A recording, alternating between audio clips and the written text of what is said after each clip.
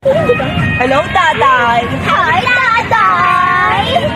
Uy, ano lang isikleta. Uy, sumagot ka naman. Para kung mukhang tanga dyan.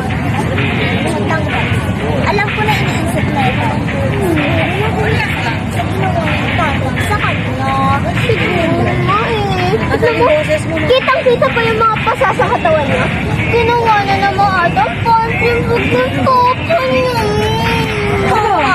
Tapos na ba kayo? Pwede ba tigilan niyo na ako? Oh, ha?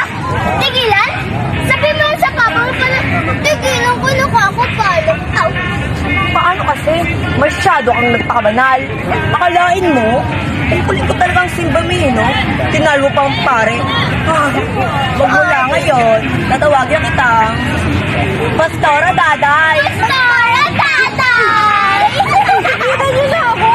Ano ba ginawa ko sa inyo? Bakit ako ginaganito? Bakit yung pa ginaganita? Ate mo, ano kasalanan mo? Kasi masyado kang papansin. Lagi sa tuwing dumadaan, nagaling sa simbahan.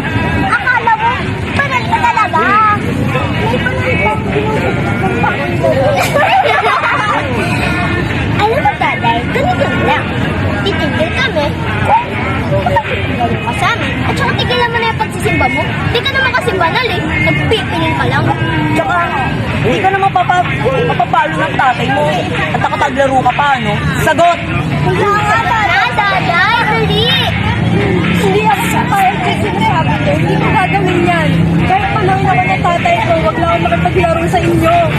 Ganun ka. Yun nga lang. Titisin mo na lang pang tuhuli namin sa'yo. Ay, dati, ano na pala? Ginagawa nila sa'yo. Pwede ba tigilin nila si daday? 1,000 na.